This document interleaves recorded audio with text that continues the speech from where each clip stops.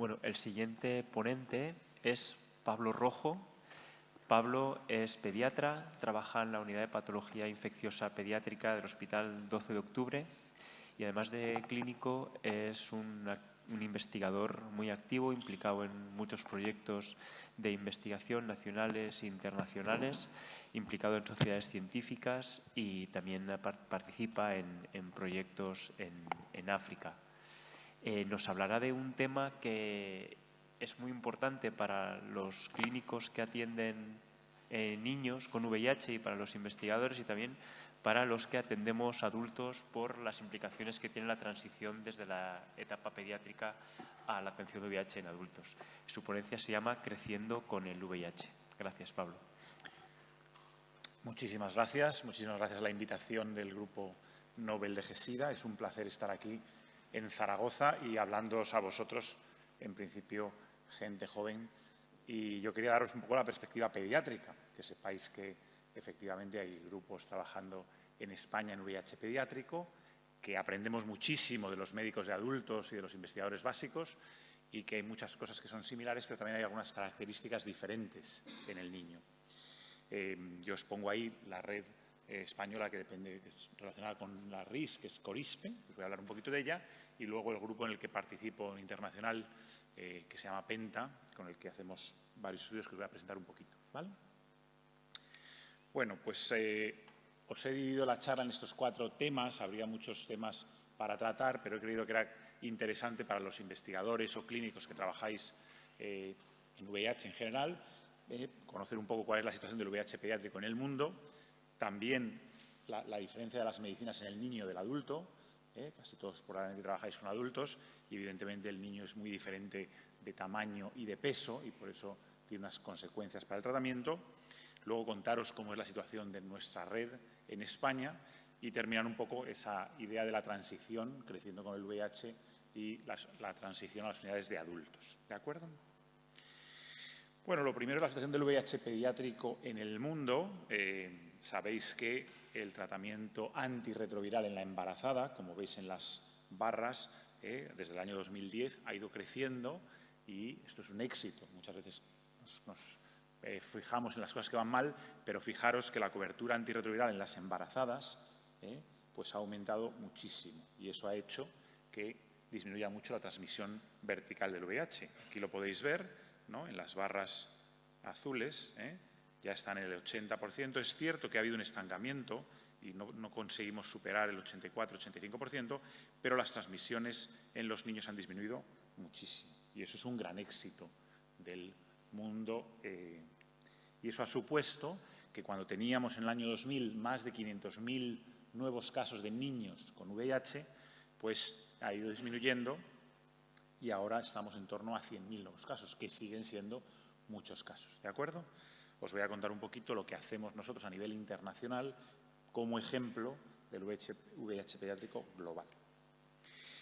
Y hay algunas características que resultan sorpresivas todavía, por ejemplo este gráfico, en el cual podéis ver en rojo los tratamientos antirretrovirales de las mujeres en el centro, que sería en torno al 83% de las mujeres a nivel global están en tratamiento, en torno al 72% de los hombres, pero los niños menores de 15 años, fijaros que todavía solamente hay un 57% de tratamiento. Y esto se trata de que hay muchos niños que no están todavía diagnosticados a nivel mundial, ¿de acuerdo?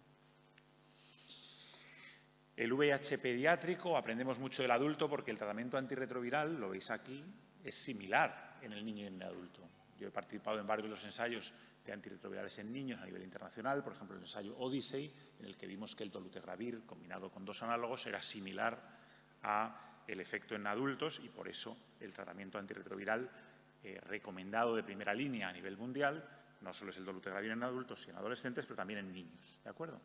Pero una cosa que estamos trabajando mucho y que yo creo que sí que hay que remarcar, los que estéis interesados en el VIH pediátrico, es que la enfermedad avanzada sí es diferente, ¿vale? El niño con enfermedad avanzada, con estadio SIDA, que hablamos, es diferente al adulto y esto es importante recordarlo. Y así como la enfermedad criptocócica es muy frecuente en el adulto, prácticamente no existe en el niño menor de 5 años, hay poquitos casos entre 5 y 10 años y sin embargo ya en el adolescente se comporta como un adulto. Y sin embargo el niño tiene muchísima patología respiratoria. Y la principal causa de mortalidad en el niño con VIH a nivel mundial, sobre todo en países de baja renta, es la neumonía, ¿vale? Entonces os voy a contar algunas características. Una es que para presentarlo, una de las formas de verlo es que las causas de mortalidad, fijaros que en los pacientes que ingresan en hospitales es diferente en adultos y en niños. Y, como veis, es mucho más frecuente en el niño la mortalidad asociada a causas bacterianas y luego, muy importante, la malnutrición en el niño, que tiene una repercusión muy importante sobre la enfermedad. ¿De acuerdo? Y hablando de causa respiratoria, os voy a hablar muy brevemente de un ensayo clínico que estamos haciendo a nivel internacional y que yo dirijo, y es el ensayo Empirical. Y esto es para intentar enfocar los niños que tienen enfermedad avanzada. Hay un paquete de la OMS que se llama Stop AIDS para niños con VIH avanzada, que lo que intenta es diagnosticar, prevenir, tratar y optimizar el tratamiento antirretroviral. Pues bien, el tratamiento de la enfermedad avanzada tiene todavía varios gaps de tratamiento y así como sabemos bien que la neumonía por neumocistis es muy frecuente, no sabemos por qué tantos niños siguen falleciendo por neumonía. Para eso establecimos el ensayo Empirical, que es un ensayo randomizado en niños que viven con VIH y neumonía grave. Está hecho en 6 países africanos y lo que es un ensayo randomizado en niños que diagnosticamos de VIH y que se presentan en el hospital con neumonía grave. Y nuestra hipótesis es que no solo neumocistis, para eso se trata con el standard of care, que es cotrimoxazol y cefotaxima, pero pensábamos que el citomegalovirus en niños puede ser causa de neumonitis vírica asociando al neumocistis, pero también la tuberculosis, y por eso randomizamos a 4 ramas. El ensayo está todavía en marcha, pero para que sepáis cosas que nos han sorprendido, y es que estos niños siguen falleciendo.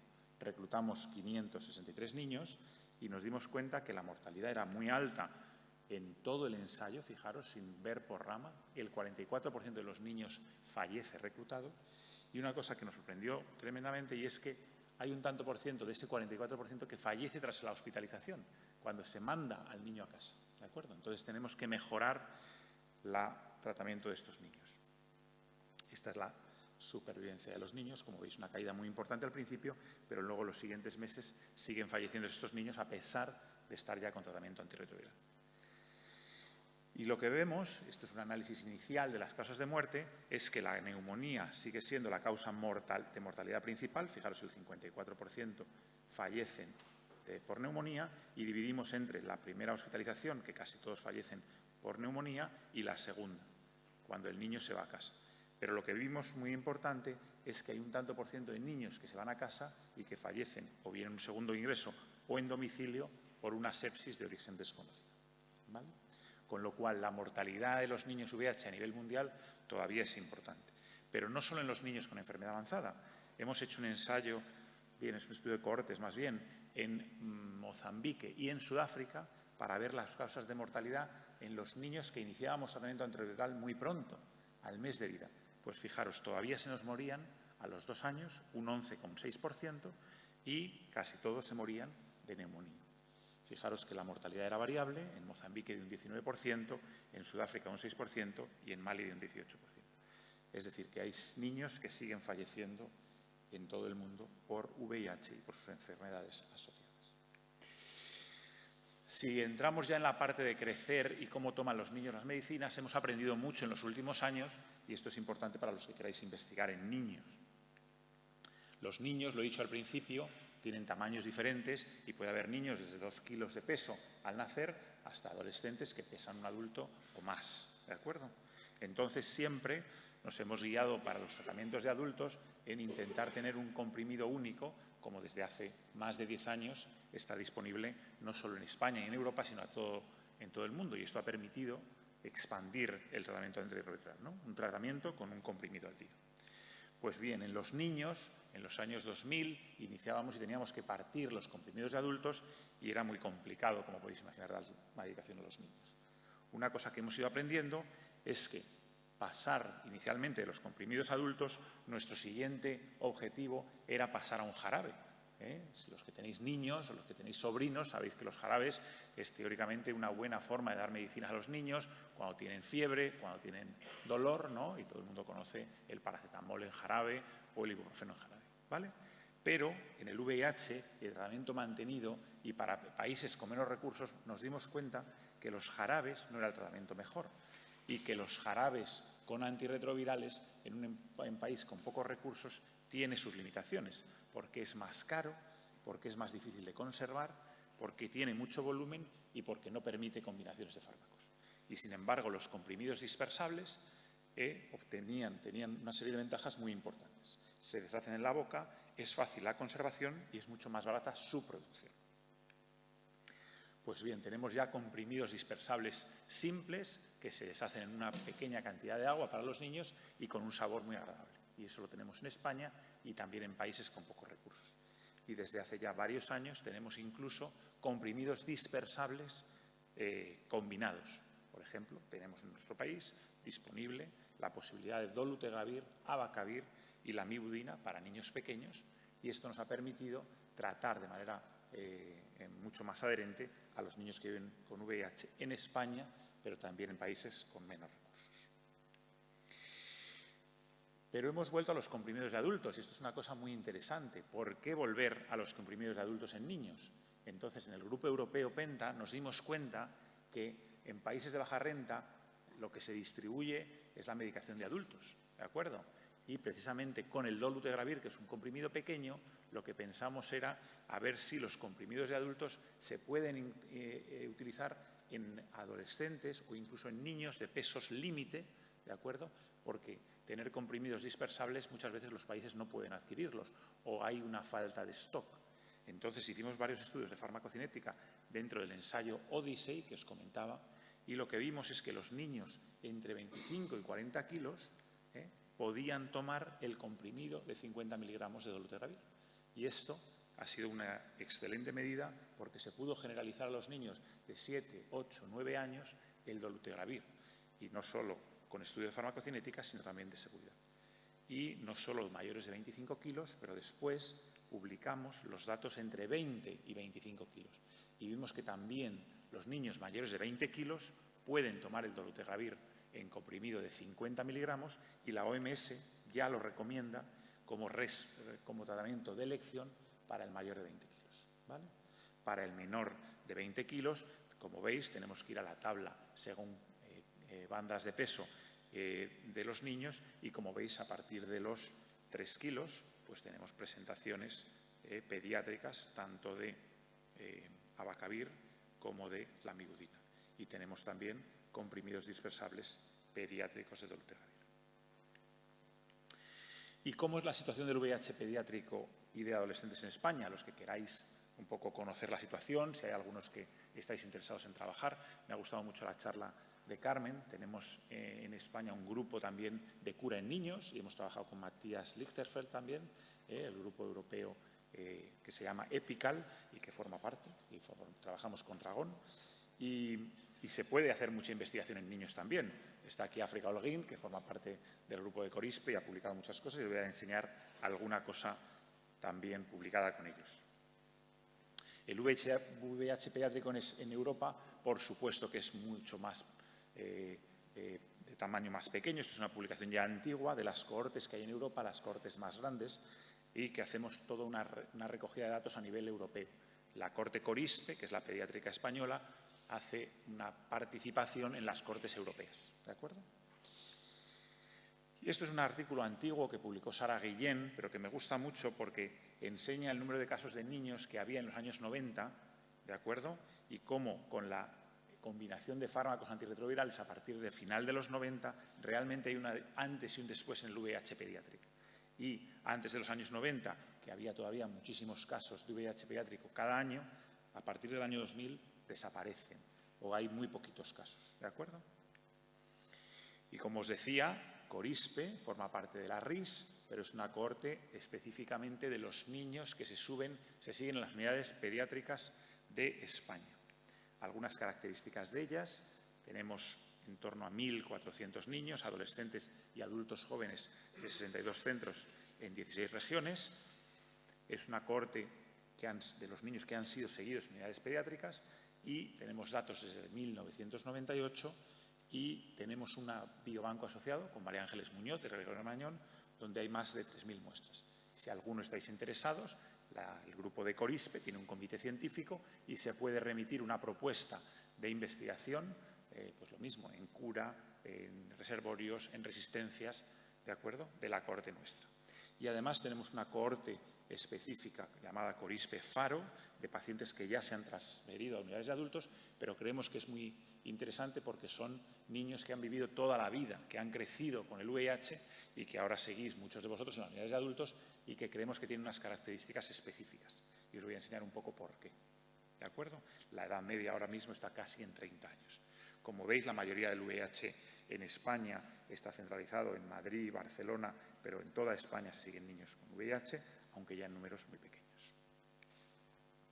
Esto es un poco los datos recientes del año 2023 y, como veis, Corispe tiene pues cada vez más pacientes que se han pasado a las unidades de adultos. Como veis, en el año 2003 había muy poquitos pacientes pasados a adultos, pues ya la mayoría de los pacientes de transmisión vertical están y los veis vosotros en las unidades de adultos.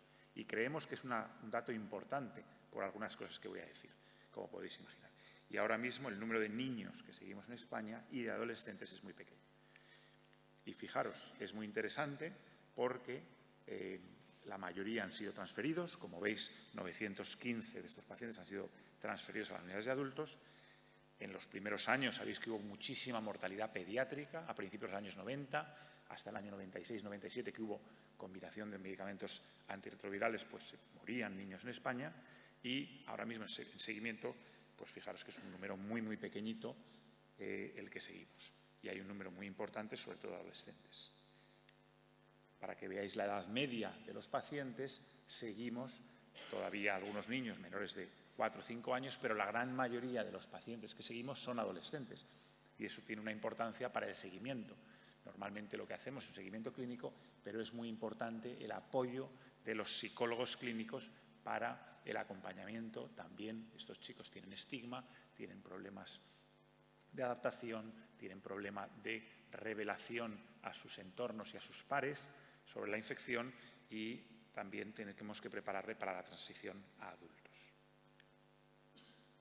Y por último voy a terminar con esto, con la transición a las unidades de adultos. Hemos dicho que los niños al final crecen, les hemos seguido, les hemos conocido desde que eran niños, hemos conocido a las familias, a las abuelas, hemos conocido las situaciones tan complejas, pero evidentemente se hacen mayores y tienen que pasar a las unidades de adultos. Y os traigo un par de artículos del grupo precisamente de África Holguín para enseñaros cómo era la historia hace 10 años. Este es un artículo muy interesante de los que se transferían, fijaros, en el año 2010-2012, y fijaros qué datos más preocupantes entonces. Si pasaban con una media de 18 años, fijaros que había tenido un nadir de CD4 menor de 200 el 57% de ellos, habían tenido la categoría C el 35%, y fijaros que solamente tenían el control virológico menor de 50, un 38% de ellos. Porque estos pacientes son los supervivientes de aquellas monoterapias y biterapias que recibieron en los años 90 estos chicos que ahora tienen en torno a 25, 30, 35 años. ¿Vale? Sin embargo, la carga viral también es una cosa muy exitosa. Fijaros, esto es de la cohorte europea de Collins, fijaros que en el periodo 2000-2002 es parecido a lo nuestro. Los adolescentes que se transferían, solamente en torno al 50% tenían una carga viral menor de 50 y, sin embargo, el último dato de los transferidos, pues fijaros que ya alcanzaba más del 75% que se transferían con carga viral menor de 400. ¿Vale? Es decir, que la situación ahora mismo de los pacientes que se están transfiriendo es muy buena. También lo podemos ver con el fracaso virológico en las cohorte española, lo nuevo. Y aquí fijaros que cargas virales por debajo de 200, cuando se ha transferido ahora recientemente, pues están 65% menores de 50, pero llega al 80% de los adolescentes que transferimos que tengan cargas virales pues, por debajo de 200. O sea que creemos que están siendo ya transferidos con tratamientos, muchos de ellos ya nacidos después del año 2000 y tienen un primer tratamiento antirretroviral. Fijaros que lo que os he puesto antes, que no lo he marcado, aquí los pacientes que se transferían hace 10 años tenían hasta 5 tratamientos antirretrovirales previos. Ahora los pacientes que se transfieren a adultos muchas veces se han iniciado con un tratamiento con un inhibidor de la integrasa y siguen y se transfieren a las unidades de adultos con un inhibidor de la integrasa. ¿Vale?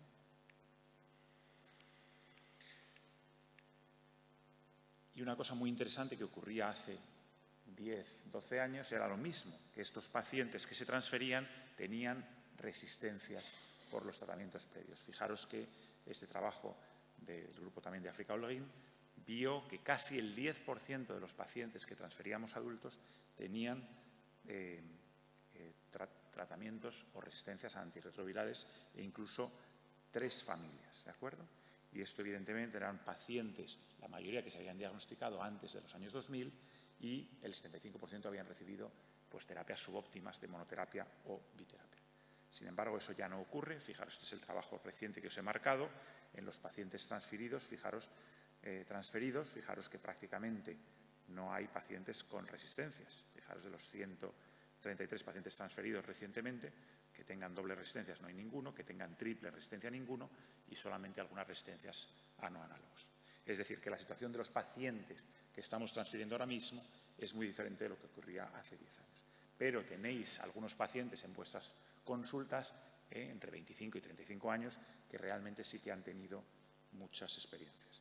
Y estos pacientes muchas veces lo que les ocurre, nos está ocurriendo ahora en estos pacientes mayores, es si queremos iniciar un tratamiento con inyectables, pues es muy complicado. ¿Qué hacemos o cuándo los transferimos a las unidades de adultos? Pues lo que hacemos en las unidades de VIH pediátrico es un poquito variable, pero yo os cuento nuestra experiencia en el 12 de octubre. Cuando tienen unos torno a los 16 años, informamos que se están haciendo mayores y que les vamos a transferir en la unidad de adultos y les tratamos ya como menores maduros. Los niños, evidentemente, nos referimos a ello, a sus padres, pero ya a partir de los 16 años o incluso antes, queremos que sean menores maduros, que sean capaces de tener un rato solas con nosotros para que nos puedan comentar si tienen alguna cosa personal, aunque otra parte con sus padres, y queremos que se hagan responsables de sus consultas, que sean responsables de sus citas, que sean responsables de saber los resultados analíticos, ¿de acuerdo? Y lo que hacemos habitualmente es hacer la transición a partir de esos 18 años. En los pacientes crónicos como el VIH, como otras enfermedades, diabetes o enfermedades metabólicas o cardiopatías congénitas, muchas veces estos pacientes pasan a adultos un poquito después, sobre los 21 o 24 años, cuando se comportan como adultos jóvenes maduros, ¿vale? Y hay un trabajo que a mí me gusta mucho, que tiene ya varios años, que intenta ver cuál es el éxito de la transferencia a adultos. Y es un artículo, un documento de hace ya más de 10 años, pero fijaros, en Nueva York ellos establecían que para ayudar a la transferencia, para saber que es exitosa, había varios ítems que había que marcar. Uno era saber cuándo deben solicitar atención médica según los síntomas, saber gestionar sus citas, acudir a la hora de la cita, no faltar a muchas citas, llamar con tiempo si necesitan una consulta urgente y solicitar la prescripción de la medicación. Cuando tienes esto cumplido, pues creemos que son independientes, son muchas veces ya no adolescentes, sino chicos de 19, 20, 21 años que son adultos jóvenes y que pueden manejar perfectamente su seguimiento. Y para terminar, una cosa que me parece muy importante es que durante muchos años ha habido un retraso en la llegada de los antirretrovirales a la población pediátrica, empezando por los adolescentes.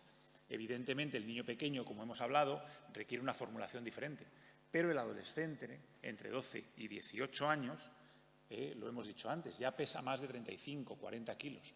Entonces, desde hace unos años hay una recomendación de la FDA, que os la enseño aquí y que quiero leeros, debido a que las dosificaciones de antirretrovirales es similar en adolescentes y en adultos, se recomienda que en los ensayos clínicos fase 3 se puedan hacer ensayos dentro de los ensayos de adultos, incluir adolescentes o hacer ensayos en paralelo.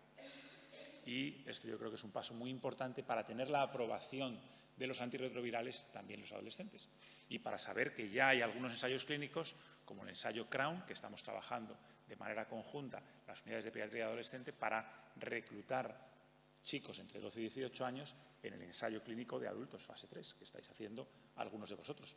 O sea que acordaros de nosotros cuando haya algún ensayo clínico de contactar con vuestras unidades de adolescentes, porque aunque hay poquitos niños, pues creemos siempre que es importante incluirles para tener datos de farmacocinética y de seguridad y tener la aprobación en niños y adolescentes lo antes posible.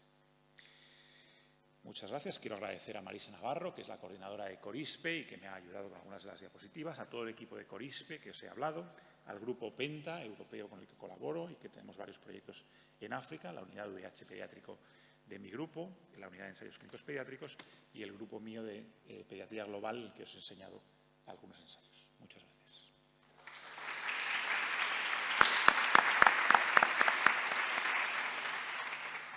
Muchas gracias. ¿Tenemos tiempo para algunas preguntas?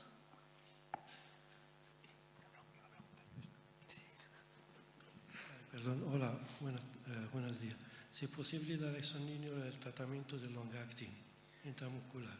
Sí, el long acting, sobre todo los ensayos de cabotegravir y pivirina, se han hecho 2 ensayos, una en población adolescente, que es el ensayo MOCA, que ya está publicado, y ahora mismo está en marcha el ensayo CRAYON en niños pequeños, entre 2 y 12 años.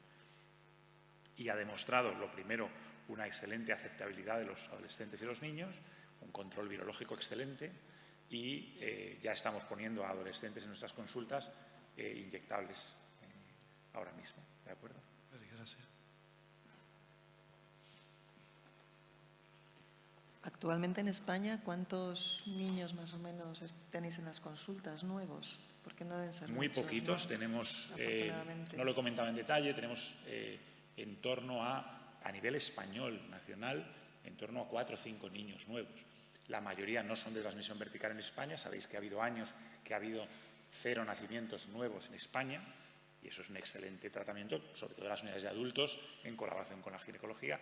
Y todos los años ahora hay algún caso de transmisión vertical por diagnóstico tardío, pero casi todos los que nos llegan son o bien niños inmigrantes que no estaban diagnosticados o que estaban diagnosticados.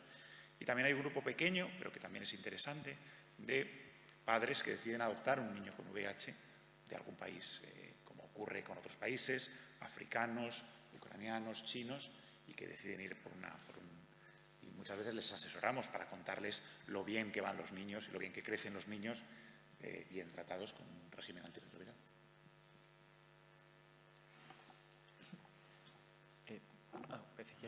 Hola, gracias Pablo, enhorabuena. Bueno, preferiría preguntar a otra gente, pero como veo que es más joven, me refiero, pero como veo que nadie se anima, pues voy a preguntarlo. ¿Cuántos de estos niños están tratados desde el inicio y siempre han estado indetectables? ¿Hay casos así o siempre han estado...? Sí, tenemos una serie de casos tratados muy precozmente desde el nacimiento. Tenemos niños tratados en las primeras 48 horas de vida. Tenemos una publicación ya hace unos años con María Ángeles Muñoz, que evaluábamos los niños tratados con Javier Martínez Picado también, haciendo digital PCR hace 4 o 5 años, y medíamos el reservorio y veíamos que el reservorio, como está bien descrito, en esa población, que es muy interesante, estos niños tratados muy precozmente, sabemos que tienen un reservorio viral muy bajo. Tenemos un grupo, como os he dicho, EPICAL, en el que trabaja Matías Lichterfeld, también en África, y estamos midiendo reservorio viral, y estos niños tratados en el primer mes incluso tienen un reservorio viral muy bajo. Hay un ensayo clínico, el IMPACT 11-15, en el que, tratados en las primeras 48 horas, pasados los 2 años y viendo que hay un reservorio viral prácticamente indetectable, se interrumpían a los niños y sabéis que está publicado y que hay 4 niños que se mantienen indetectables a las 48 semanas. Pues tenemos varios niños en la cohorte que os he enseñado de Sudáfrica, tenemos 4 o 5 niños ahora mismo que creemos que pueden ser interrumpidos por el reservorio viral tan bajo que tienen. Muchas gracias. Pablo, en personas adultas con VIH que van envejeciendo, ¿no? Se ha descrito una mayor frecuencia, sobre todo en los que han estado pues, o más inmunodeprimidos o con mayor carga de inmunosupresión histórica, complicaciones médicas no relacionadas con SIDA, ¿no? Cardiovasculares, neoplasias, etc. En niños que son jóvenes pero que llevan muchísimo recorrido, ¿hay alguna patología no infecciosa que tengamos que tener más en cuenta? Pues muchas gracias por la pregunta, porque es verdad que esta es la idea del estudio FARO y otras cohortes de adultos ya que han pasado por infección perinatal. Tuvimos mucho miedo en los años 2000, como vosotros, con todos los efectos relacionados con la lipodistrofia, con los triglicéridos, con el colesterol.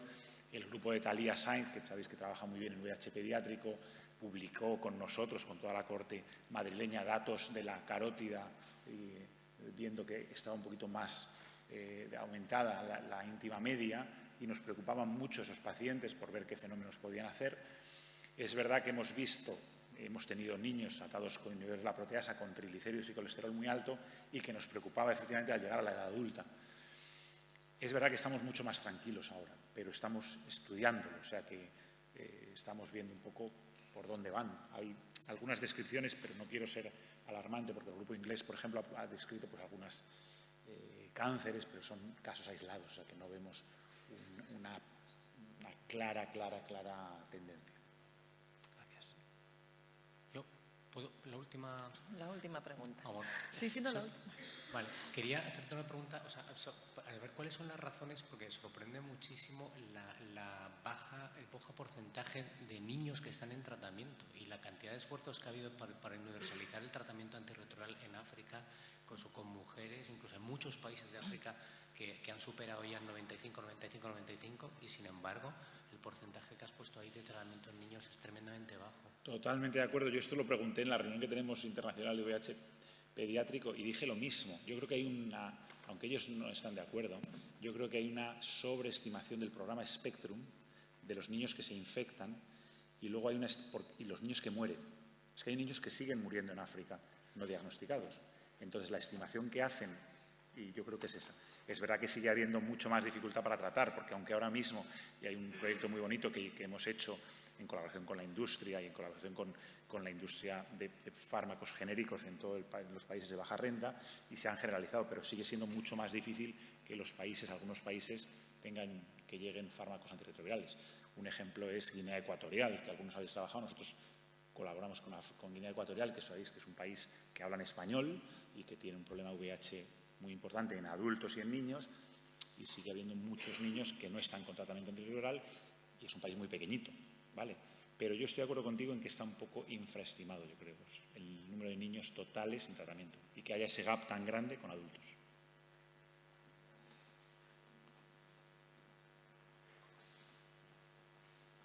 Ya la última.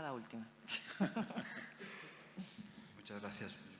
Llega un poco tarde, no sé si este tema lo habéis tocado. Yo quería preguntarte si crees que tiene sentido o no modificar la profilaxis de la prevención perinatal, transmisión vertical, no solo en el parto, sino también en la lactancia, en hijos de mujeres que tienen una carga viral persistentemente indetectable, en relación a la profilaxis del recién nacido y de la lactancia. ¿Qué te parece? Uy, eso daría para toda una charla, luego lo hablamos, pero muy brevemente. Sabéis, la mayoría lo sabéis, que el niño de muy bajo riesgo, como dice aquí el compañero, dábamos estándar 4 semanas de cidobudina. Todavía las guías debaten un poco eso. Hemos decidido bajar en los de muy bajo riesgo a solo 2 semanas de cidobudina, pero por ejemplo los suizos no tratan a esos recién nacidos, es verdad. Y luego hay todo un debate que simplemente lo voy a abrir. Sabéis que la lactancia materna estaba totalmente contraindicada, los pediatras la contraindicábamos, pero sabéis que las guías europeas y cada vez más las españolas, también va a hablar aquí en GESIDA, va a haber un debate, creo que es el miércoles, sí, entre Thalía y Marisa Navarro. Es un tema apasionante. Yo soy de los que piensan que algunas madres muy bien controladas se puede hacer. Nosotros tenemos un protocolo el 12 de octubre, se les puede ofrecer. Es verdad que todavía en transmisión por lactancia materna no se puede decir con seguridad que el U equals U, pero hay muy poquitos casos. Entonces, las madres se le puede contar el riesgo y que ellas lo valoren. Yo creo que hay que contar con la opinión de las madres. Pero bueno, veremos a Marisa y a Thalía, que van a hacer un debate precioso. Muchísimas gracias, Pablo. Pues